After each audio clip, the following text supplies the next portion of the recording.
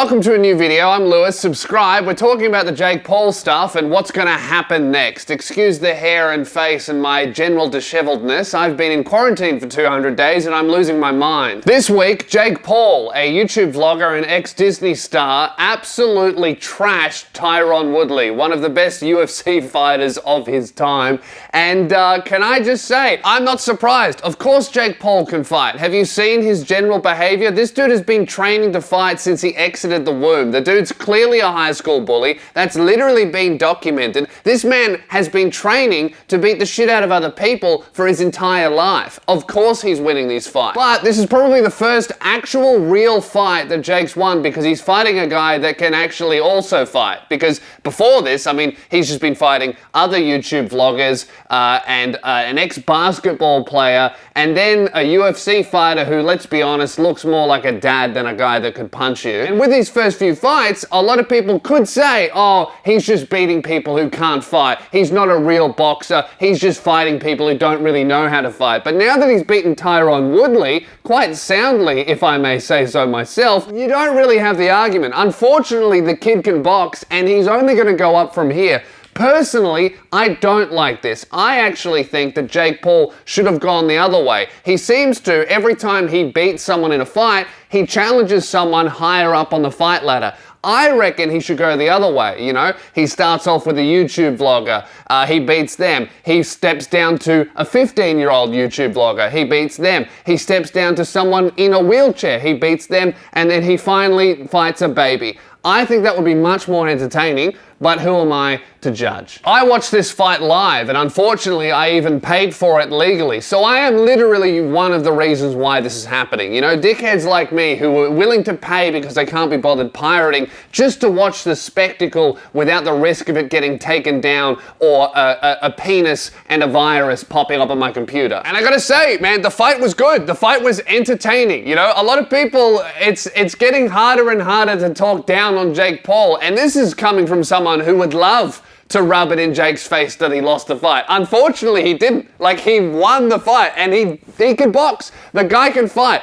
He's clearly a lot better than Logan Paul. I think this, obviously, the climax of this whole thing, whether this happens in a couple of years or this year or whenever it does happen, the climax of all of this is clearly Jake Paul versus Logan Paul. And if I was Logan, the guy who started this whole thing, I would be shitting my pants because Logan has really been kind of trashed in all of the fights that he's kind of had, and now he's looking at what they probably agreed upon 3 years ago, back when Jake didn't box at all, when they had this little thing of like, yeah, I mean, if this little boxing thing goes well, you and me should have a fight, we might sell 100 tickets or something, that'll be fun. Now he's looking back on that handshake agreement and probably wetting his pants and fearing for his teeth. A lot of the arguments against Jake Paul I'm seeing is like, oh, Tyron Woodley almost knocked him out of the ring. Tyron Woodley controlled the fight a lot. Jake Paul was moving around. Tyron Woodley almost knocked him out. Yeah, the key word there, guys, is almost, all right? He almost did this, he almost did that. What he definitely didn't do is lose. And I'm unhappy about it, but we have to be honest here. If you want to see someone knock out Jake Paul, you've got to be honest when he doesn't win. I had a lot of fun watching it at home. So did everyone who was actually there in real life. The fight kicked off with the entire arena chanting, "Fuck Jake Paul." And that quickly ceased when it became very evident that he was winning. Apparently this also happened during the fight. The fans got so bored by the Tyron Woodley-Jake Paul fight that they decided, fuck it, let's have one of our own.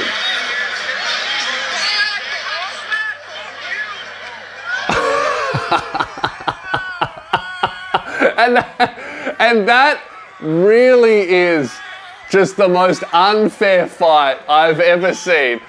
YouTube fans versus UFC fans. Not an even matchup. Now this is something that I would pay even more money to see.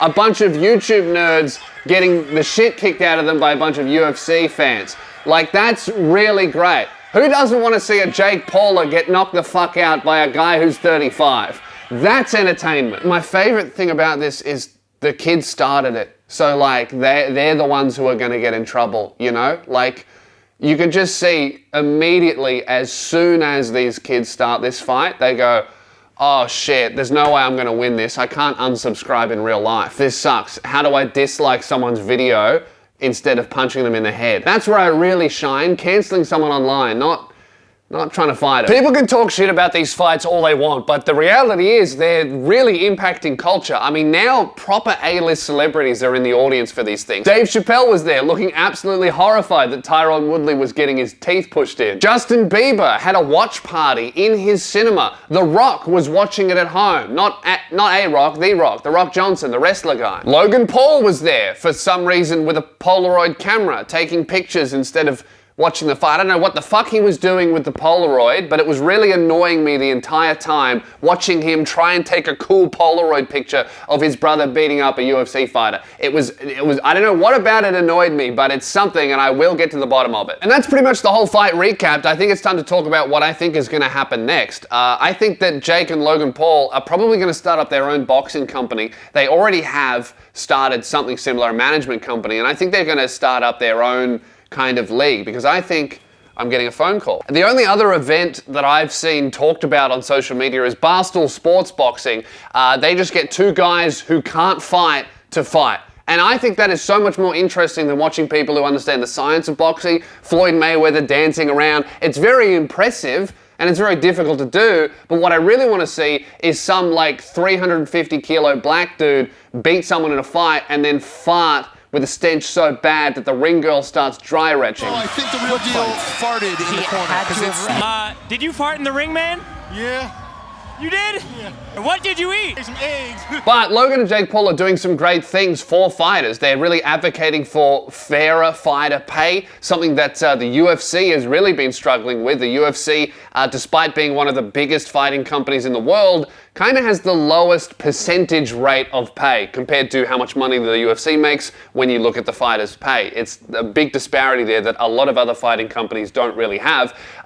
You know, Jake Paul is a real big advocate to get more money in the pockets of fighters, which I think is a great thing, because obviously if you're a fighter, you have a limited career. It's extremely limited. So you want to get as much money in the pockets of these fighters as possible so that when they do retire, they don't end up broke by the time they hit 40 or worse, 30. In fact, this is the biggest fight paycheck that Tyron Woodley has ever gotten, and that's crazy because he was an incredible UFC fighter, so he should have been getting paid a lot more. The fact that these fighters are getting paid more to box the YouTube vloggers than they are to do their actual thing is a pretty big indictment on the UFC in general. But that's where I'm going to leave it today. I would love to know where you guys think this whole thing is going. I mean, it's becoming progressively more and more entertaining. I mean, I'm seeing posters for it in bars now, these types of fights. So it's definitely becoming more and more mainstream. I think we're going to see a lot more of it. And to be honest, it's inspiring to me because it makes me think maybe I could take over a niche sport. You know, maybe if I get a team around me to train me up, I could just become a world champion badminton player. With enough money and some good trainers, you can just pick a niche interest and just excel at that shit. So, you know, the Pauls, they've gone with boxing. Me, I might go with mini golf. Who knows? All right, that's the end of the video. Also, my tour dates have been changed. They've been moved later in the year. We've moved a bunch of them. Check out loosespears.com for the updated dates. I'm actually in Tasmania now. I've abandoned my city of Melbourne, the place where I grew up with, the place that I really love. I've completely stabbed them in the back and betrayed them and moved to Tasmania because I don't trust the government to handle this COVID thing. So I'm here now, which means I should be able to fly to COVID-free states to do my shows. I'm doing the best that I can to make sure these shows happen. Check out loosespears.com. If you already have a ticket and the dates have been moved, check your emails. We'll contact you and refunds if you can't make the new date. I'm Lewis Spears. I'll see you at a show, and I'll catch you later.